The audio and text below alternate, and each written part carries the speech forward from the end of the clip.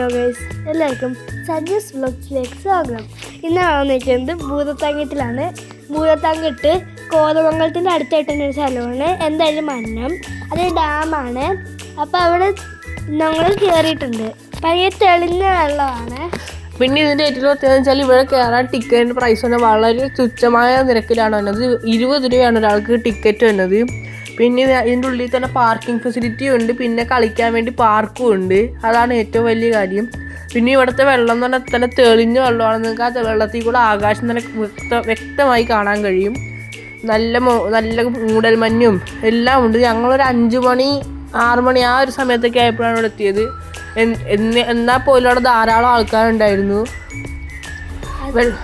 അത് കാരണം ഇത്രയും പേര് വരും. എത്ര മണി? പിന്നെ 6 മണിക്കാകുമ്പോൾ നിങ്ങൾ കാട്ടിൽ കൂടെ പോകല്ലേ?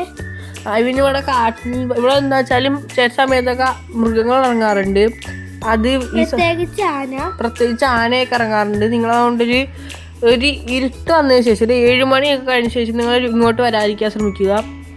ഇവിടെ വന്നാൽ കുഴപ്പമില്ല. ഈ കാടുള്ള വരയില്ലേ, അതൊരു വരയില്ലേ. പിന്നെ ഇതുപോലെ നല്ല ഭംഗിയാണ് ഇവിടെ കാണാൻ. കുറേ നേരം നമുക്ക് കുറച്ച് ടൈം സ്പെൻഡ് ചെയ്യാൻ പറ്റും.